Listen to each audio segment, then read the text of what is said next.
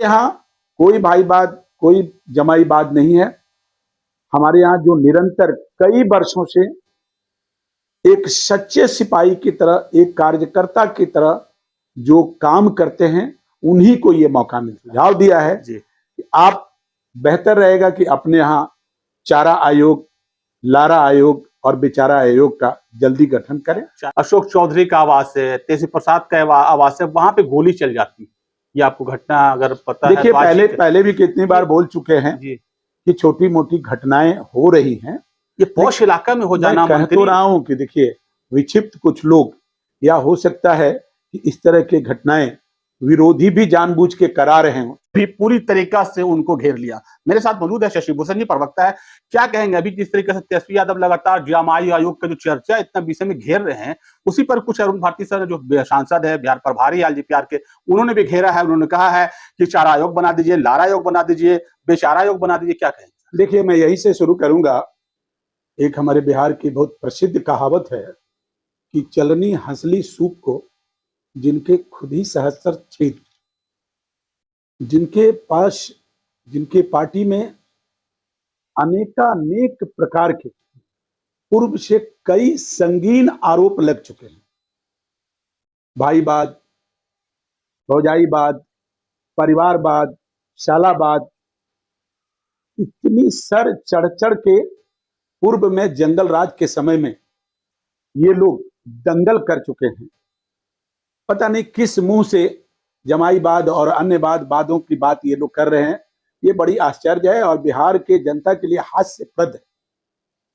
हमारे माननीय जमुई से सांसद श्री अरुण भारती जी, जो इस वक्त एलजेपीआर के बिहार प्रदेश के प्रभारी भी हैं, उन्होंने बड़ी अच्छी सुबह एयरपोर्ट पर उतरते ही सुझाव दिया है कि हमारी छोड़िए, हमारे यहाँ हमारी पार्टी बहुत डिसिप्लिन है और मेरे यहाँ जब भी किसी को कोई भी पद दी जाती है तो परिवारवाद के आधार पर नहीं दी जाती है, बल्कि उसके लिए जनता से लेकर कमिटी से लेकर और जो भी शीर्ष नेता है मिलकर सघन जांच, सघन उस पर परिचर्चा होती है और योग्य और हर तरह से सुयोग्य उम्मीदवार को ही किसी भी पद की चयनित किया जाता है, उनसे पद से गौरवान्वित किया जाता है।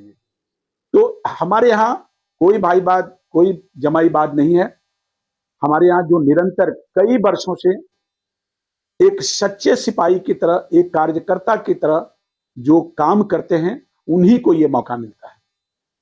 बड़ी अच्छी हमारे सांसद जी ने, बिहार के प्रभारी जी ने ये सुझाव दिया है कि आप बेहतर रहेगा कि अपने यहाँ चारा आयोग, लारा आयोग और बेचारा आयोग का जल्दी गठन करें। चारा आयोग का तो वही मतलब आप निकाल सकते, चारा घोटाला ही तो जग जाहिर है साहब कि हमारे यहाँ जो स्कूटर से चारा बिका हुआ है, स्कूटर से भैंस जो है सो इधर से उधर ट्रक को दिखा करके सप्लाई किया गया है। कई इतनी बातें हैं कि क्या कहा जाए। मैंने पूरी बिहार की जन की जनता उस जंगल राज को, उस चारे घोटाले को, जमीन घोटाले को, अब इससे बड़ी बात क्या है कि आप एक तरफ कहते हैं यादववाद करते हैं, परिवारवाद करते हैं, जातिवाद करते हैं और दूसरे तरफ नौकरी के लिए उन गरीब और बेबस लोगों के साथ जमीन का घोटाला करते हैं, उनको जमीन के बदले आप नौकरी देते हैं। तो इस तरह की बात करने वाले लोग, आश्चर्य लगता है कि जनता सब कुछ जानती है, जनता बहुत सजग है, जनता देख रही है, जनता महसूस कर रही है और इसकी जवाब भी चुनाव में निश्चित देगी। चुनाव की आप जहां तक बात कर रहे हैं, चुनाव नजदीक है, इसी मतलब कहने के आयोग के ही बीच में चुनाव रह जाएगा कि विकास का भी बात होगी? सर देखिए, हमारी पार्टी विकास कर रही है। हमारी पार्टी, एनडीए की पार्टी, निरंतर विकास कर रही है। आज विकास का ही नतीजा है कि सुरक्षा विभाग को आप जानते हैं कि 520 चार पहिया अत्याधुनिक गाड़ियां और लगभग 98 दो पहिया, वो भी सभी तरीके से सुरक्षा के सभी संसाधनों से लैस बाइक दिया गया है, ताकि जो भी सुरक्षा कर्मी हैं वो किसी भी तरह का कोई अपराधी अपराध करता है, किसी भी तरह की कोई घटना होती है, तो जो भी सुरक्षा प्रहरी हैं वह जल्दी से जल्दी अपराधी तक पहुंच सके या घटना स्थल पर पहुंच सके। अब एक बार रोकेंगे, जो किसी भी अब बीच में रोकेंगे सर, माफी चाहेंगे। आज ही सुबह की घटना है वीवीआईपी एरिया उसको कहा जाता है। अशोक चौधरी का आवास है, तेजी प्रसाद का आवास है, वहां पे गोली चल जाती है। ये आपको घटना अगर पता है देखिए, तो आज पहले भी कितनी बार बोल चुके हैं जी कि छोटी मोटी घटनाएं हो रही हैं।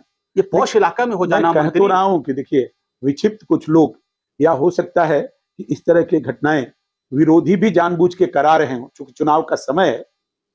लेकिन इतना निश्चित रूप से जनता नेकेड आई से देख रही है कि त्वरित कार्रवाई हो रही है और दोषी 24 घंटा के अंदर, 12 घंटे के अंदर पकड़े जा रहे हैं और उनको सजा भी मिल रही है। आपकी बात और बिल्कुल अभी जो मैं आपको 4 पहिया 2 पहिए वाहन की भी बात कहा, बिल्कुल तो यह सब व्यवस्था सरकार की तरफ से सुरक्षा को अधिक से अधिक सुरक्षित किया जाए, अपराधी जल्दी पकड़े जाएं और घटना स्थल पर हमारी सुरक्षा बल जल्दी से जल्दी पहुंच सके।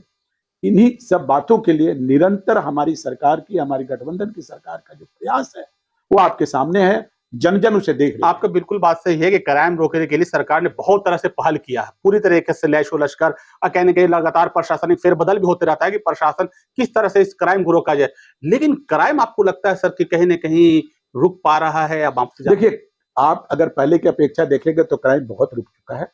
लेकिन हम ये नहीं कहेंगे कि क्राइम नहीं हो रहा है, क्राइम हो रहा है। जी, लेकिन क्राइम के साथ आप पुरानी बातों को जरा याद करिए ना।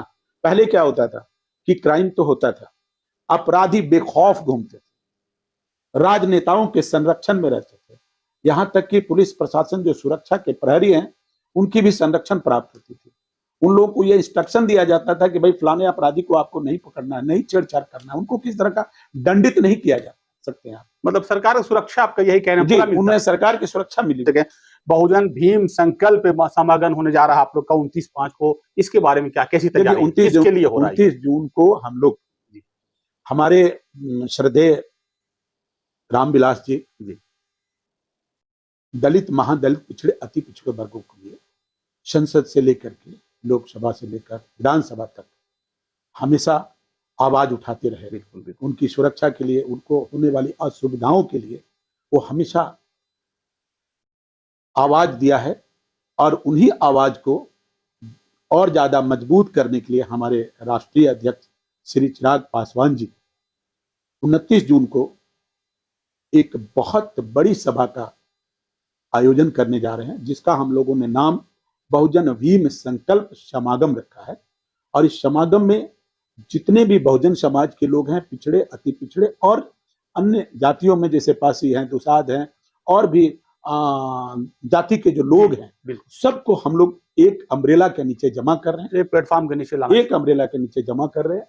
और उस दिन हमारे राष्ट्रीय अध्यक्ष का जो संकल्प है, बिहार फर्स्ट और बिहारी फर्स्ट, उस संकल्प के तहत सभी के बीच एक समागम के माहौल में उनसे बातें करेंगे। ये कहाँ होने जा रहा है? ये राजगीर में होने जा रहा है।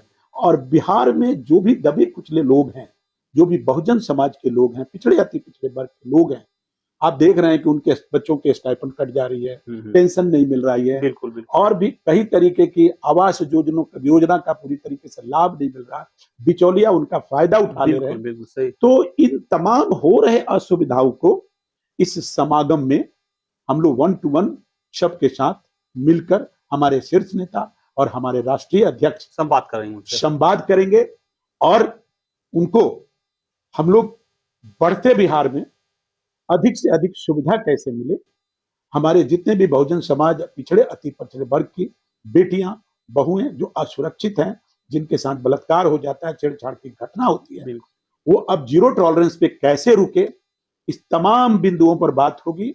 और इनको आजादी के बाद कुछ लोगों ने, कुछ पार्टियों ने वोट बैंक के रूप में जो इस्तेमाल करती रही है, उन्हें अब इस बात को हम लोग अवगत कराने की कोशिश कर रहे हैं कि आप लोग इससे निकलिए, आप अपने अधिकार को पहचानिए, बिहार सरकार से लेकर केंद्र सरकार से मिलने वाली सुविधाओं से रूबरू होइए और विकसित बिहार और विकसित भारत का आप एक अभिन्न हिस्सा हैं और गौरव के साथ, गर्व के साथ मिलने वाली सुविधाओं का इस्तेमाल कीजिए और मान और स्वाभिमान के साथ आप जीना शुरू कीजिए। इस समागम का यही उद्देश्य है।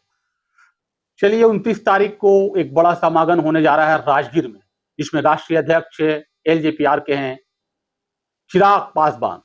बिहार फर्स्ट एक नारा लेकर लगातार कहीं न कहीं वो उतरे हुए हैं, लोगों तक जा रहे हैं, राजगीर में एक संवाद करने वाले हैं।